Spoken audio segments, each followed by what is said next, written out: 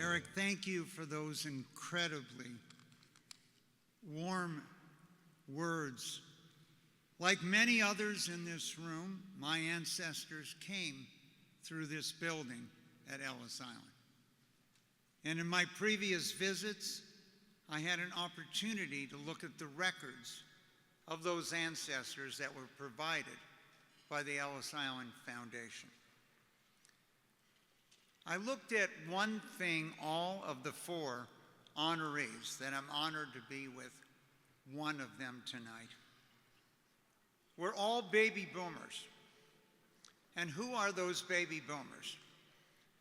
David, who went first, happens to be the youngest of the 4, David. We were all born after the end of World War II. And what were we different than our parents? Often described as the most caring generation. Each one of us heard the words of our parents that one person can make a difference. We were really, truly the first generation ever after World War II that was given that right and given that opportunity.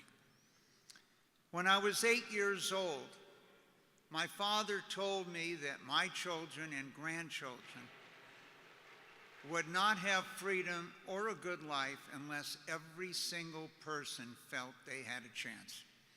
Not that they succeeded, but they had a chance. And as I stand here with you tonight, those words ring in my ears as they do so many evenings. Eric mentioned the Center for Advancing the American Dream. The idea was born 17 years ago that we needed a symbol of light to the world, that this dream, the Armenian dream, the South African dream, the Mozambique dream, the American dream still existed. As we've now filmed 4,000 people from more than 100 countries on that dream. People in the United States are not fully aware of what we hear.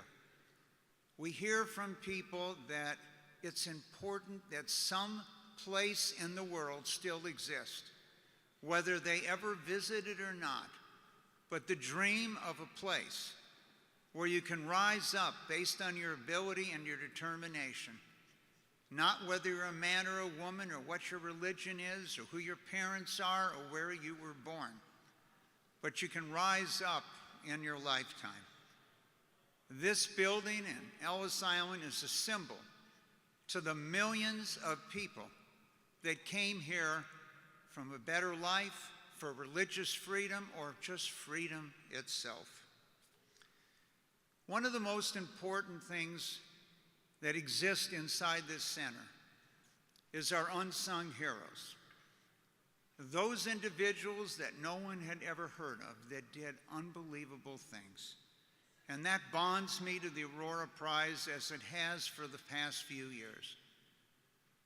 Character. What is and how do you define character? It's what a person is doing when no one is looking. No one's recording it. And so we began many years ago working on this idea of unsung heroes. My brother Lowell led the effort for middle school and high school kids to go out and discover those individuals who changed the world, that improved lives, that protected children, that created freedom for those that didn't have the opportunity. And if you have a chance to visit the center, you will see the artifact, which are created by these middle school and high school students, of these individuals that all stand for the symbol of the Aurora Prize. Character, serving others, and it's these students that have discovered them, and as David pointed out, brought them to life so we will never forget what they did. Thank you for the award, and honor to be with you tonight.